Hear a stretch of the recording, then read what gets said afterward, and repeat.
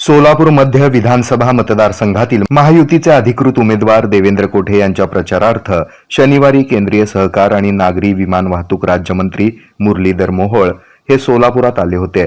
मुरलीधर मोहोळ यांच्या प्रमुख उपस्थितीमध्ये सोलापुरातील प्रभाग क्रमांक 22 येथील विविध नागरी वसाहतींमध्ये भव्य पदयात्रा आणि रॅलीचं आयोजन करण्यात आलं होतं.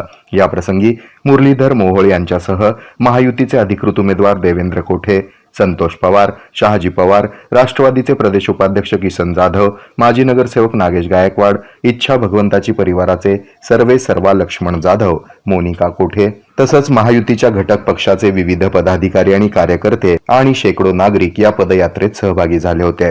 सुरुवातीला रामवाडी येथील रेल्वे पुलाजवळ मुरलीधर मोहोळ यांचं आगमन होताच क्रेनच्या सहाय्यानं भव्य मोठा हार मुरलीधर मोहोळ आणि मान्यवरांना घालून त्यांचं स्वागत नागरिकांनी केलं. तसंच अनेक माता भगिनींनी औक्षण करून मुरलीधर मोहोळ यांचं सोलापुरात स्वागत केलं. प्रभाग क्रमांक 22 येथील विविध नागरी वसाहतींमध्ये असंख्य नागरिकांच्या सहभागात उघड्या जीपमधून मुरलीधर मोहोळ, देवेंद्र कोठे आणि इतर मान्यवर यांनी मतदार बंधू भगिनींना देवेंद्र कोठे यांना निवडून देण्याचं आवाहन यावेळी केलं. संपूर्ण प्रभागात महायुतीच्या सर्वच पदाधिकाऱ्यांनी आपली ताकद पणाला लावली असून जनता यंदा देवेंद्र कोठे यांनाच कौल देणार असा विश्वास यावेळी किसन जाधव तसंच संतोष पवार यांनी व्यक्त केला. शेकडो नागरिकांच्या उपस्थितीत निघालेल्या या रॅलीमुळे देवेंद्र कोठे यांच्या शहर मध्यमधील ताकदीची चुणूक यावेळी आली.